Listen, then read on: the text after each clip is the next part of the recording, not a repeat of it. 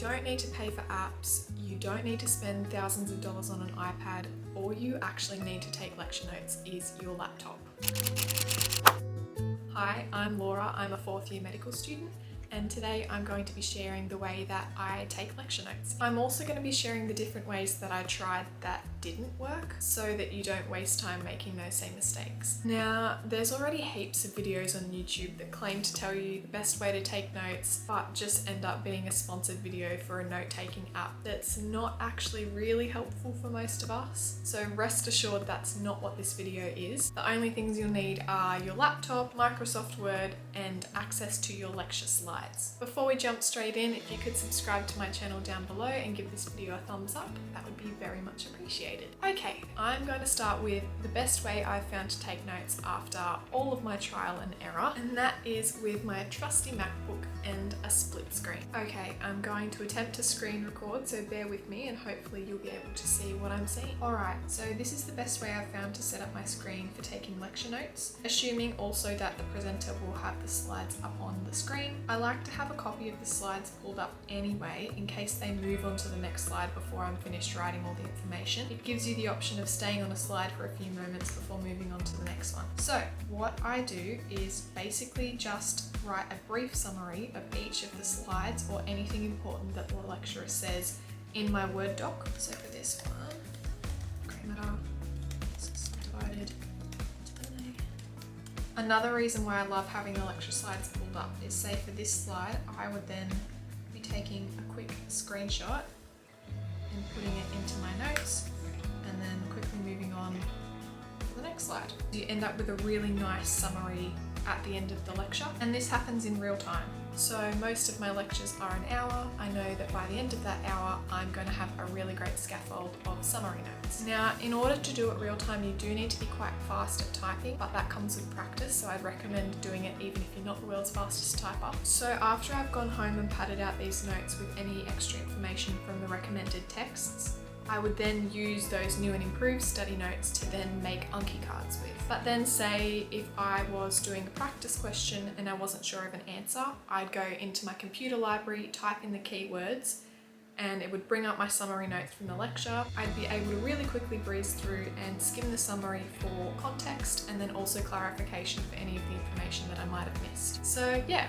that's the best way that I've found to take my notes at medical school. My second most preferred way of taking notes is using OneNote, and I find that this works really well for anatomy. So what I would do is download any of the lecture slides or diagrams into OneNote so that I'm able to draw or circle or annotate as I go. And this is what it ends up looking like. So I've gone on and labelled all of these diagrams. Now this is ideal with an iPad and a stylus pen and a keyboard, but it's still very much manageable on a laptop too. And then what I found worked really well is I would take a screenshot of these pictures and put them onto a PowerPoint, cover up all of the little labels, and that way I would be able to practice my anatomy spot tests as well, which again is that active study that we really need. I know at the start of this video I said that you don't need an iPad for taking lecture notes, but a couple of my friends had them and found them to be really handy, particularly as I was saying before, being able to circle and draw with the stylus pens. But that being said, I am a poor uni student and couldn't afford one, so I made it work with my laptop and it was just fine. Okay, so they would be the ways that I would recommend on how to take notes, but I will also walk you through the ways that I don't think you should be taking notes. First of which is trying to handwrite notes during a lecture. I think this is what I tried during my first week of medical school. I had just an exercise book and I'd write the lecture title at the top of the page and just try and write down any important information that the lecturer either said or that was present on the slides. In hindsight, that was always a terrible idea, but I was 18 and had no clue what I was doing. So that's what I did. Needless to say, my writing ended up near illegible and I quickly gave it up. The next strategy that I tried was printing off lecture slides and attempting to annotate them. That worked probably about as well as you would expect.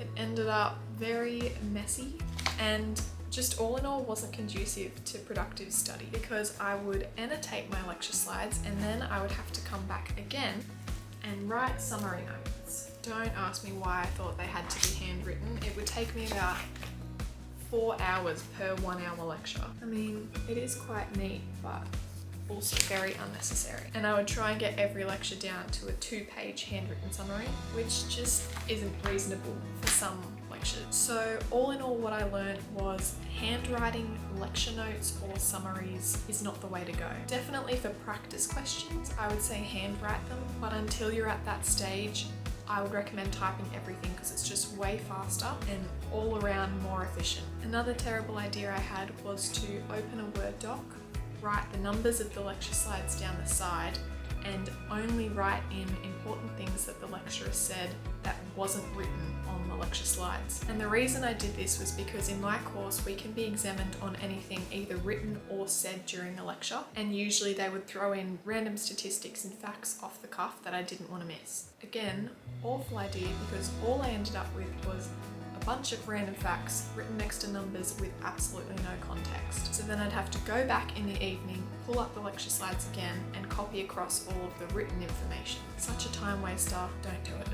The next way that I tried taking notes, which is actually very common, was watching the recorded lectures on 1.5 or double speed and then pausing every 20 seconds or so to type because I couldn't keep up with what the lecturer was saying. Yes, I agree, it's way easier to stay engaged with a lecture at 1.5 or 2 times speed, but overall it actually takes longer to get through the content. If I attended in person and did the split screen method that I mentioned at the beginning, my summary notes would be done by the end of that 1 hour lecture. Yes, they might have needed some tweaking, but they were pretty well there. If I watched a recording of the same lecture, even on double speed, it would still take closer to 2 hours to finish. So go to your lectures in person, get the summary notes done during the lecture. It's the most time efficient way, trust me. Finally, the worst way to take notes in any lecture is to attend in person or watch a recording and write down absolutely nothing.